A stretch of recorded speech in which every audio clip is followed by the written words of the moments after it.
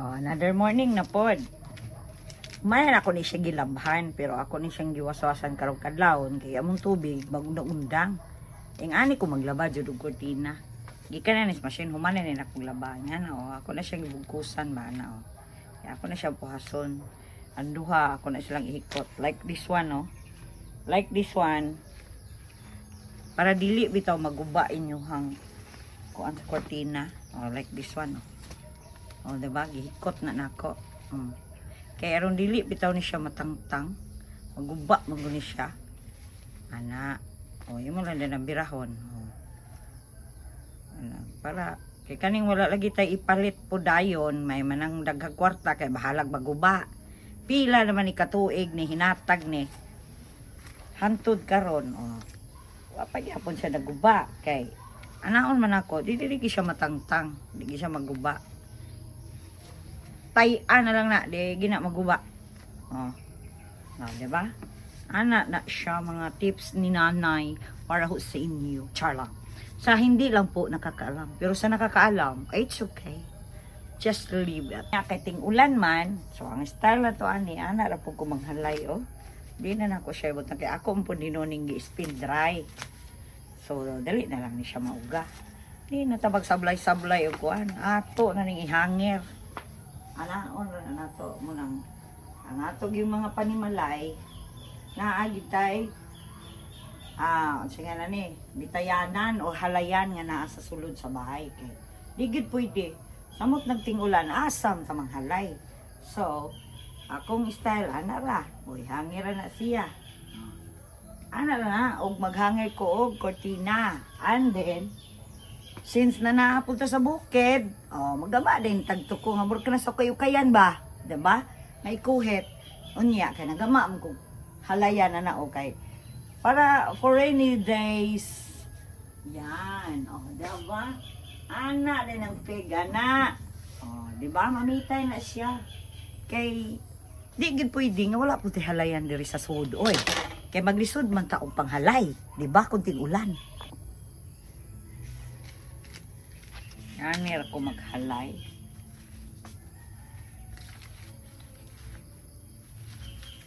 Kanya, kay kaning atong balay, atong bintana kay di man pariha ng mga dagkong bahay nga arang nag-asa kayo og mga kurtina. Kaning ako kay dili man siya kay mugbo ra siya ba. Kay wala na siyang ipilo. Kay naka-spin dry man na, so unya, maugal na, pilo na po na, muna yung pamilo during live. Ana ang trabaho ni nanay, nga nasa bahay, parati. Para-paraan is dakir kita na kay di ka mag-huna-huna, sa imuhang pamaagi, na di ka kapauga, di ka kapanglaba, tigulan, walang ngita, di ka sa imong mga pambuhaton nga maski gaulan makalaba lang gyapon ta makapanghalay lang gihapon ta manang di gyud pud mahimo nga watay halayan aning suod nga kanang makakitag mga hinalay aning among atubangan og tingulan nasuri na lang gyud nga bisita o mga ni no kay present ginaana mauga na yo pud na siya unya anaon ra guna namo anaon ra guna nakog halay kaya aning mga punda ana ra panghangir na to para di na nato igawas kay unya ani taod-taod mauga naman kay naka-spin dry man ni siya na fire na di ba malaki pakinabang pa rin yung maglagay tayo ng sampayan dito sa loob and then since wala tayong mga plastic dyan kawayan meron kasi tayong mapagkukunan. Di kawayan. So, diba? Yun lang pa. Pero since ito, gagaya nito, medyo mabigat siya kasi cover ng beading. Mabigat siya, so kinakailangan din. Dalawa ko yung gagamitin yun na hanger para na hindi siya maano. Gawin natin dalawa po. Yan. Gawin nating dalawa para medyo matibay, hindi ho siya kanabitaw mabugatan din mo lubyo. Di isa Di siya maana ba? Sana sa Tagalog, kay ato manggi duble ang hanger. Mga simpleng tips ni nanay na sana din yung I'm sure yung mga nanay ganito din yan, makaiisip din nila, pero yung hindi din naka-idea. So ganito ho yung mga ideas ni nanay. Ganyan. O si di siya maano kasi dalawa yung hanger na ginamit mo. Oh, di buti na lang talaga malayo kami sa highway. And then medyo malayo din yung mga kapitbahay namin. So hindi tayo nahihiya na ang dami nating sinampay sa labas ng bahay.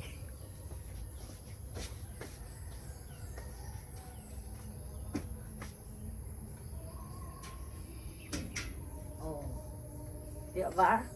Hanger is everywhere because that's the reality in life. Maghanap ka ng paraan. Paano mo magawa kahit na umuulan. Diba? Ganyan lang.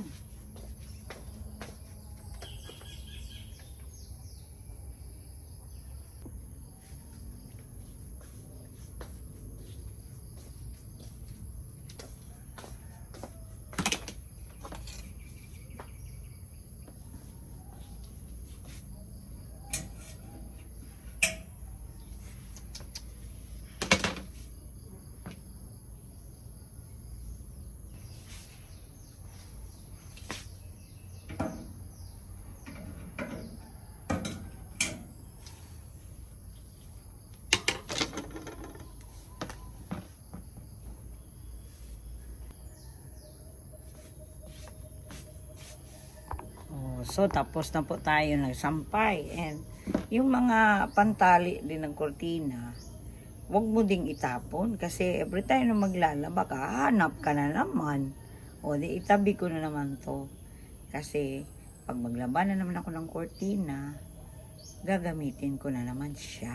O, diba? Mga simple tips ni nanay na sana lang din may maka-appreciate and hindi nila alam. So, salamat at kung susundan nila, pero pag hindi rin, it's okay. Kaya yun, diba? So this time, dahil tapos na po si nanay sa paglalaba, meron hong mga pantalon ng asawa ko na gusto niya ho na gawing short kasi hindi na daw niya gusto kasi maluma na ba. So gagawing short, so magtatahi na naman si nanay. And since na wala ho tayong magawa sa labas kasi maulan po. So, yan ho ang pinili na naman natin trabaho sa bahay, no? Yung magtatahi na naman. Aside sa daily chores natin. Din po ba? Kaya. So, tapos na tayo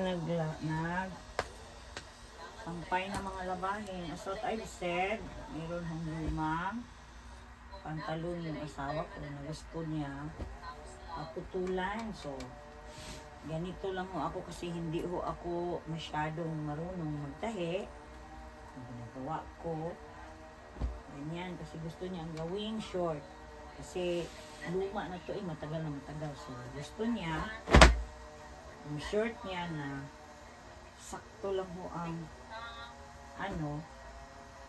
yan ho ang gusto niyang size din. So ganyan lang din yung ginagawa ko pag kukunin ko yung taas ng sa pundiyo ba? Saan ang pundiyo sa Tagalog? So since lang to, maiksi, sinukatan ko na din yung asawa ko. So gagawin ko siyang 12. And then, dala na ho yung pagputol sa ganun. So i-adjust ko siya ng 13 ang sukat. Ganyan ho ako putol ng iwan ko lang kung tama ba po ito para sa mga sastre ko. Ganito lang talaga ako pag magputol po. Ginawa ko lang din yan para paraan ba. Sarili ko lang din tong paraan. Since wala din akong tailor chalk, diba?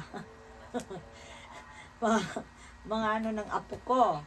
Kaya sa kabila, ganyan din ang ginagawa ko pag magputol ako. Yan. Ganyan ako magputol. Ewan ko kung tama ba to. Basta. Parati ko tong ginagawa.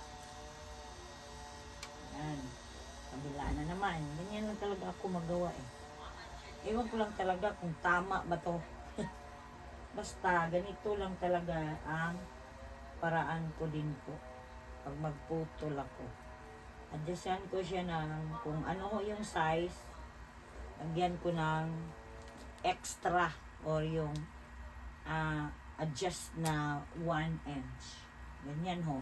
Saka ko siya puputulin. Saka ko siya itupi ho sa pagtahi. Ganyan lang po. Mamaya ipakita ko sa inyo pag tahi na po ako. Kukunin ko muna yung para matuwid na ba. Nakalimutan ko saan nilagay yung ano ko, pangsukat para straight siya. Itong sa asawa ko yung gagamitin ko. Ito na lang ho ang gagamitin ko po. Yan.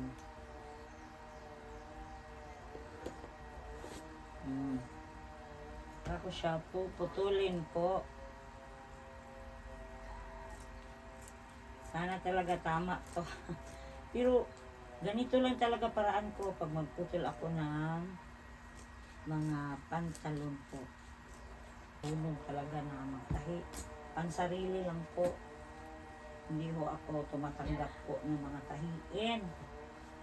Hindi po.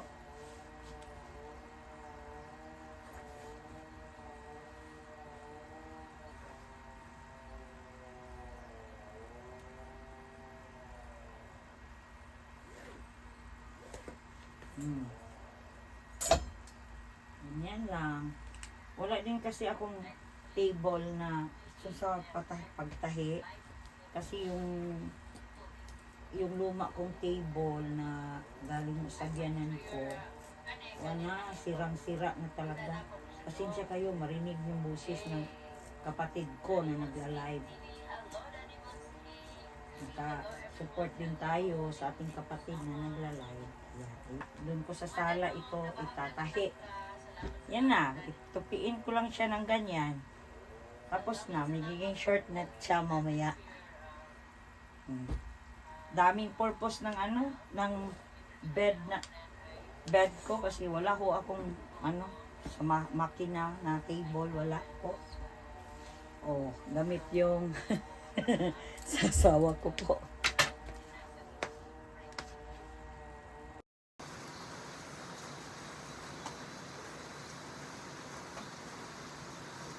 Lang mga nilalabhan ng umaga, kaya kahit umuulan maglalaba pa rin, kaya gumawa talaga ako ng mga sampayan na nasa loob ng bahay. Hindi pwedeng hindi maglaba. Speed dry mo na lang, and then pag ihang mo na matuyo din yan pagka hapon. Kaya pwede pa rin tayong maglaba. Ito lang talaga buhay ng nana. Maglaba ng morning. Then pagkahapon, pag matuyo na, ayun. Tupi na naman. Ganun lang. Ganun lang po tayo sa gawaing bahay ko.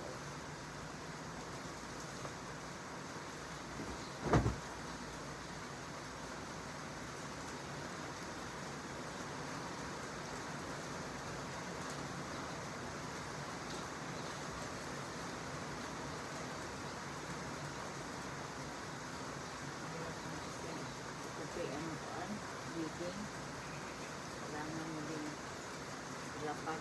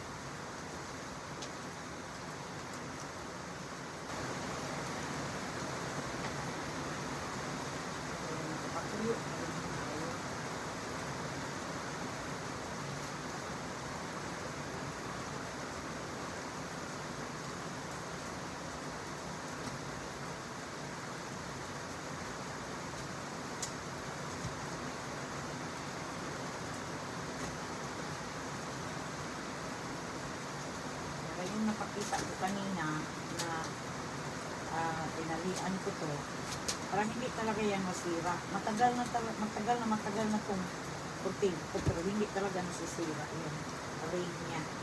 Kasi yun nga ang ginagawa ko. Talaga.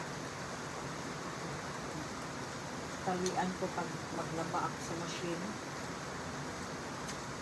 Pero hindi talaga siya nasisira.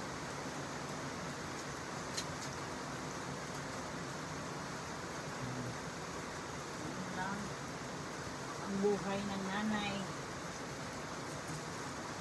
Hindi talaga maubos ang trabaho araw-araw.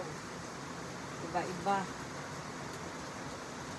Ayun, malakas ang ulan. Narinig yung ulan, malakas. Eh, pag wala ka magawa sa labas, trabaho mo sa loob. Dami pa rin magagawa. Kaya pagiging content creator talaga, kailangan marunong kang mag-manage ng oras mo. Kasi hindi po pwede na puro ka na lang din vlog. Puro ka na lang din cellphone. Hindi po pwede. Kailangan mo magawa pa rin ang trabaho bahay na gawain. Ayan. So, ay, tapos na. Taas mo lang yan sa mga lagayan. Yun lang po. Until next na naman na video po natin. Bye!